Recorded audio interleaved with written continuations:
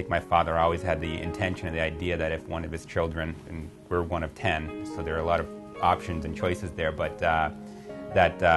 if the opportunity did arise, that he would bring family into the business, and with the idea of someday sort of continuing that and maintaining a family business into the next generation. I'd say shortly after we made the strategic shift, and now we know what our market is and what we're pursuing, what the business we're going to pursue, we began to discuss the succession planning. What's the next phase? And part of it was because of estate planning for my father. He hadn't done a lot of estate planning up to that point, didn't really have it in place. And then, of course, planning for ultimately us taking over the business. We were very fortunate because we transitioned the business and we grew the business at a good time. So what happened was Phil and I are really growing this asset management business. So my father, even though he knew some of those asset management clients, he really didn't have close relationships with them.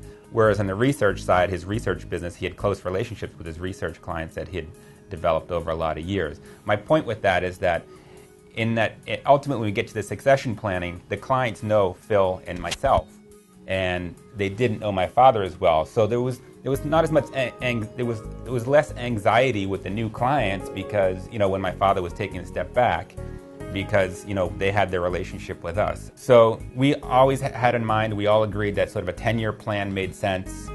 We'd transition part of the business in the first 5 years through gifting, and then in the second part of that succession plan, the last 5 years, it would be a transaction where we would pay for the remaining half of the business.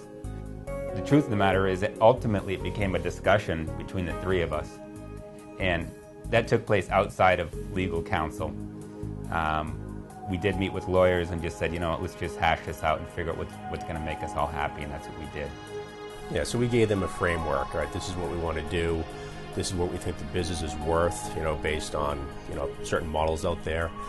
And this is how we want to, divide the equity of the business up. And the lawyers basically said, okay, that makes sense. And they just went ahead and I'm sure they used some, and they used some probably very simple, template, to just put in law. So in terms of any issues here in the office, there were no issues. I think at that point, the staff had turned over for the most part from when Bill and I originally came on board. So Bill and I actually did the hiring with the new people here. So there were no issues there whatsoever. We had discussions about it, and we sort of knew where it was going to go, where ultimately I would be the CEO. I think my father didn't want to be the one that actually made that decision because it was emotional for him to pick one son over the other. So he went to dinner actually with the board of advisors and had this conversation and ultimately allowed the board to make the decision.